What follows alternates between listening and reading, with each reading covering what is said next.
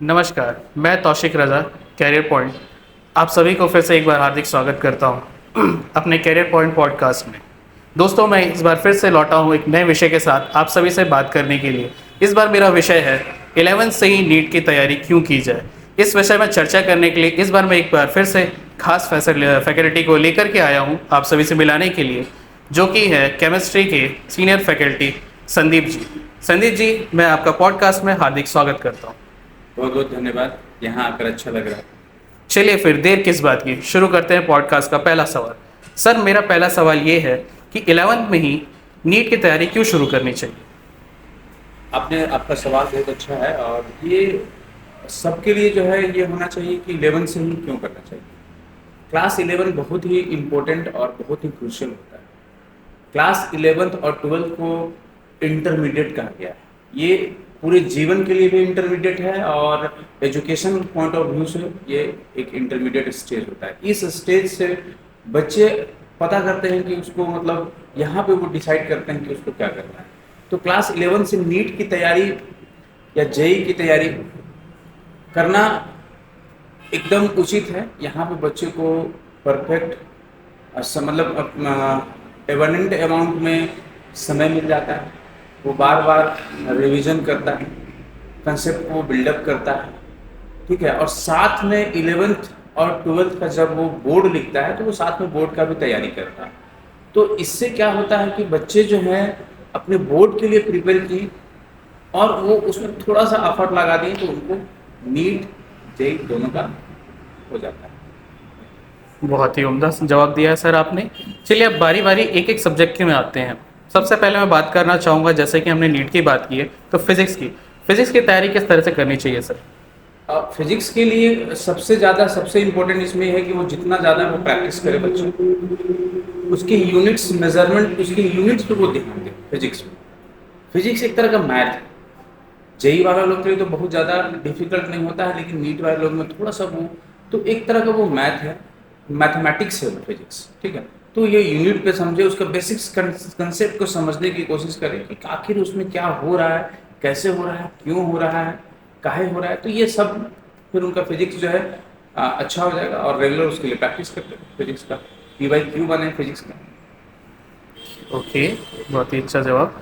चलिए अब आते हैं आपके मेन चैप्टर यानी कि केमिस्ट्री की ओर, आपके विषय की ओर। केमिस्ट्री में स्कोर करना अगर अच्छा तो कैसे कर सकते हैं बच्चे। केमिस्ट्री बहुत ही इंटरेस्टिंग सब्जेक्ट, बहुत ही मज़ेदार और मेरे पास शब्द नहीं है इस सब्जेक्ट के लिए। इतना ये अच्छा सब्जेक्ट है। इसमें सबसे पहले बच्चों को इंटरेस्ट जगाना होगा, अपने आप को इंटरेस्ट में लाना होगा कि केमिस्ट्री पढ़ क्यों रहे हैं। जब उसको ये पता चल जाएगा कि हम केमिस्ट्री क्यों पढ़ रहे हैं तो फिर उसको सब्जेक्ट में रुचि आएगी और जब रुचि आएगी तो वो ऑर्गेनिक अपना अच्छा करे, इनऑर्गेनिक अच्छा करे, फिजिकल अच्छा करे, ठीक है। फिजिकल भी एक तरह का इसमें फिजिक्स है, ठीक है। तो जिनका फिजिक्स अच्छा होगा उनका फिजिकल भी अच्छा हो जाएगा। और ऑर्गेनिक इनऑर्गेनिक बहुत ही काफ़ी आसान है। इसमें बार बार प्रैक्टिस करें कैसे रिएक्शन मैकेनिज्म हो रहा है ऑर्गेनिक में, कैसे कोई अटैकिंग रिएजेंट, कोई न्यूक्लियोफाइल, कोई इलेक्ट्रोफाइल। नहीं, इसमें भी ये है ना कि कोई इलेक्ट्रोफाइल कौन है, न्यूक्लियोफाइल कौन है। बच्चा अगर ये समझ गया ना इलेक्ट्रोफाइल कौन है, न्यूक्लियोफाइल कौन है, तो उसका ऑर्गेनिक तो बहुत अच्छा हो जाएगा। इनऑर्गेनिक बहुत आसान है, वो एकदम कंसेप्चुअल है, आप उसको लॉजिकल है, कुछ भी रटने का नहीं है वहाँ पे। और फिजिकल तो वो भी काफ़ी मज़ेदार है वो, ठीक है। तो उसमें भी आपको यूनिट्स पे ध्यान देना है, उसको आपके डेली लाइफ में उसका क्या इंपॉर्टेंस रोल प्ले करता है ये आपको समझना होगा। तो फिर आपका ये तीनों अच्छा होगा।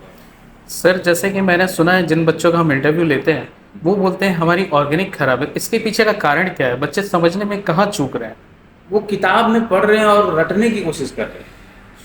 तो जब तक वो इस तरह से रटेंगे तब तक नहीं। वो उनको हवा में देखना होगा कि CO2 है, उनको हवा में देखना होगा कि O2 है, O2 के ऊपर लोन पेयर है, O2 के ऊपर क्या है, लोन पेयर है। लोन पेयर क्या है मतलब उनको फील करना होगा, सब्जेक्ट को फील करना होगा कि आखिर मतलब क्या समझाना चाह रहा है ये केमिस्ट्री, आखिर हम लोग को समझाना क्या जा रहा है। हजारों करोड़ों साल से हम लोग केमिस्ट्री पढ़ रहे हैं। कितने सारे हमारे महर्षि हुए थे जिन्होंने केमिस्ट्री पे काम किया है। रसायन जिसको पहले कहा जाता था, मतलब अभी भी हिंदी में रसायन कहा जाता है, तो इस पर उन्होंने काम किया है। वो हमारे लाइफ से कैसे उसको जोड़ना वो सीख जाएं तो फिर उनका केमिस्ट्री आसान हो जाएगा। यानी कि हम बोल सकते हैं केमिस्ट्री नेचर में हर जगह प्रेजेंट है, हर चीज़ हम केमिस्ट्री से कपड़ा पहने केमिस्ट्री, आपने जी, जो जी। गूगल से मतलब चश्मा जो पहना है वहाँ पे केमिस्ट्री, ठीक है ना। हम आपकी बात को सुने, सुनकर आपका रिस्पॉन्स दिए, तो जो मतलब हम सुने तो हमारे ब्रेन के पास जो केमिकल गया, एक केमिकल है, ठीक है, वो हमारे ब्रेन तक गया, इन्फॉर्मेशन दिया,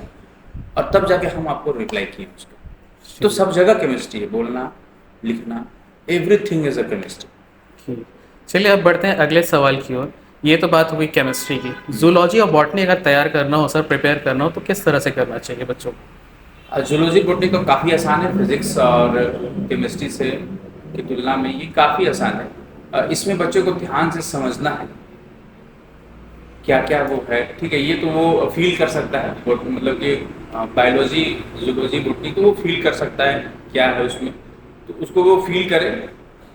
अपने चारों तरफ अगर बॉटनी पढ़ रहा है तो देखे वो, जो चीज़ नहीं नहीं देखा है तो उसको आजकल बहुत सारे माध्यम है, यूट्यूब पे देख लेंगे कि वो चीज़ क्या है, मोनेरा क्या है, प्रोटिस्टा क्या है, फंजाई क्या है, क्या उसका स्ट्रक्चर है, कैसे वो वर्क करता है। वो सिंपल है, वो बहुत आसान है।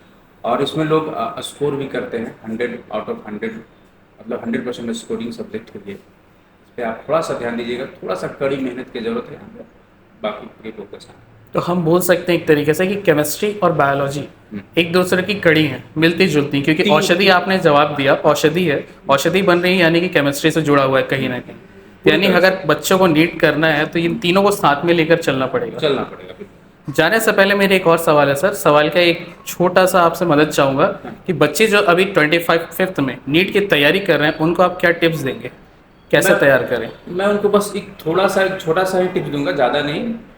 बच्चा ना रिवीजन करे।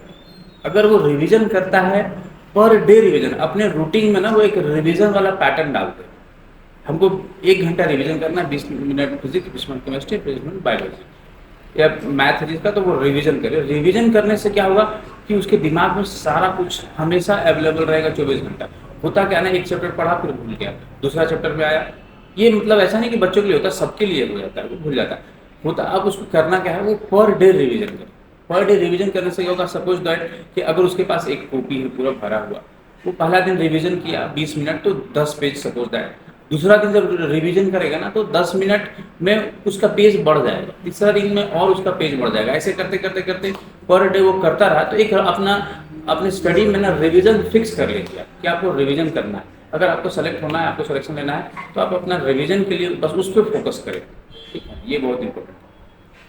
धन्यवाद सर, अपने इस इतने महत्वपूर्ण ज्ञान को हमारे साथ साझा करने के लिए, अपना कीमती समय हमें देने के लिए। आशा करता हूँ मेरे सारे व्यूवर्स को आज का पॉडकास्ट अच्छा लगा होगा। अगली बार फिर मिलेंगे एक नई टॉपिक के साथ। जय हिंद, जय भारत। जय हिंद। मेरे को नहीं मैम देख लीजिए आप, जूलॉजी बॉटनी में तो कुछ भी नहीं कर, देख लीजिए जूलॉजी बॉटनी को खींच दिया सर।